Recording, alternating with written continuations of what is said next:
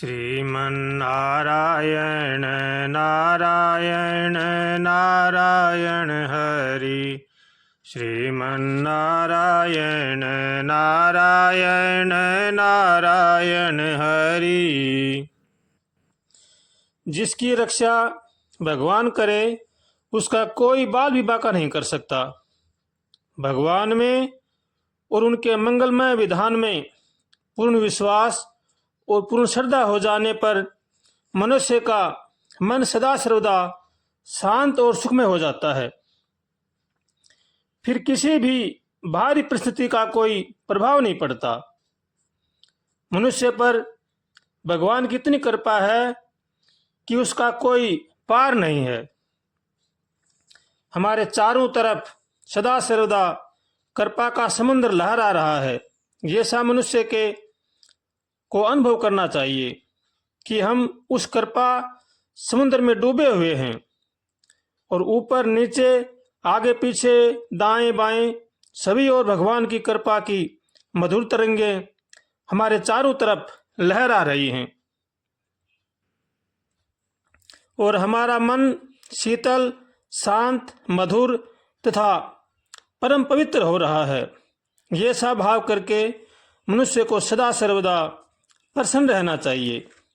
अनुकूलता या प्रतिकूलता में भगवान की कृपा समझनी चाहिए, क्योंकि हमारे ही किए हुए कर्मों का भगवान भुगतान करा रहे हैं। भगवान ने मानव के लिए क्या नहीं किया। भगवान ने मानव के लिए अपना सर्वस्व लुटा दिया है। भगवान ने पृथ्वीलोक बनाया, अच्छे अच्छे खाने के पदार्थ बनाए, मानव के रहने के लिए महल मकान भोग के लिए सब सामग्रियां जुटाई, तो भी सुख के साधन हैं वो भगवान ने मानव के लिए बनाए हैं, फिर भी बड़ा दुखी है और परेशान है। इसका एक ही कारण है कि मानव अपनी मानवता को भूल गया है और भगवान के ऊपर उस परोपकार को भूल गया है। मानव सोचता है कि जो कुछ भी बनाया है मैंने ही बनाया है।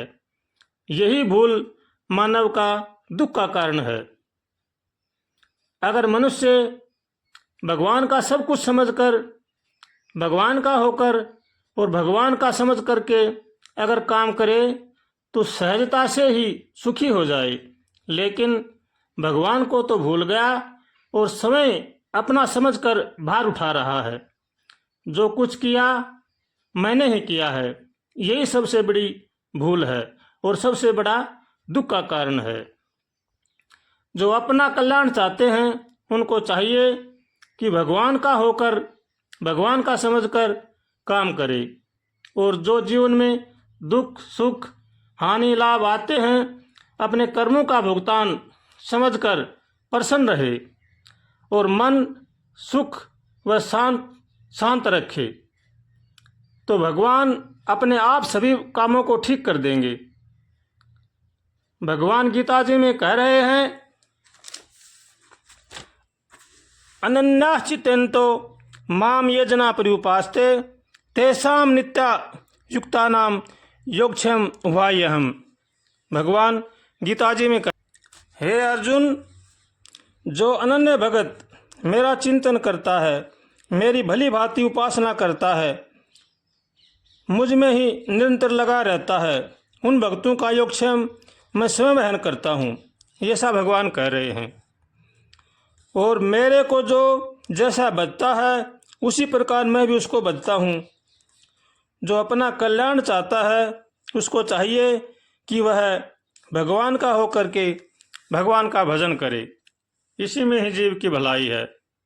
भगवान से रोज प्रार्थना करे, हे नाथ हमें सद्बुद्धि दो, सद्विचार दो, ताकि संसार की बुराई से बच सकें।